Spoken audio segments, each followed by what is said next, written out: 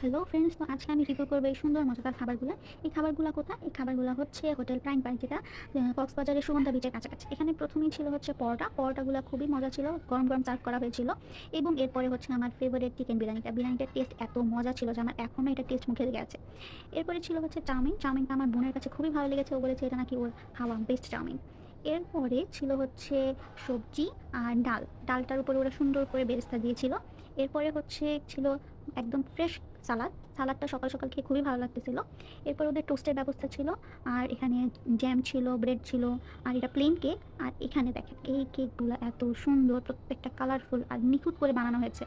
আর এটা আমার favourite chocolate পেস্ট্রিটা অনেক মজা ছিল, মানে আমি কয়েকটা খেয়ে নিয়েছি। আর এটা হচ্ছে ব্রেড পুডিংটা অনেক মজা। আর এখানে দুই রকমের জুস ছিল। আর এই খাবারগুলো এক একটা এক একটা সুন্দর, মানে এত সুন্দর করে রাখা, আর ওদের স্পেসটাও খুবই সুন্দর। খাবারগুলো আমরা নিয়ে বসে গেলাম খেতে। আর আমি জুস নিয়েছি, প্রত্যেকটা খাবার একটু একটু করে নিয়েছি। আর আমার খাবারগুলো খেতে খুবই ভালো লাগতেছিল, কারণ এক একটা দেখতেও যত সুন্দর ছিল ততই মজা। আর এখানে হচ্ছে চা কফির ব্যবস্থা ছিল। আর এখানে উনি হচ্ছে লাইভ এগ বানানোর সেকশন, এখানে যে যেভাবে চাচ্ছে সেভাবেই উনি এগ বানিয়ে দিচ্ছে। কেউ হচ্ছে ডিম পোচ চাচ্ছিল, কেউ পেঁয়াজ মরিচ দিয়ে ভাজা চাচ্ছিল, যেভাবে যে চাচ্ছে উনি নিখুঁতভাবে তাকে সেভাবেই বানিয়ে দেওয়া হচ্ছিল।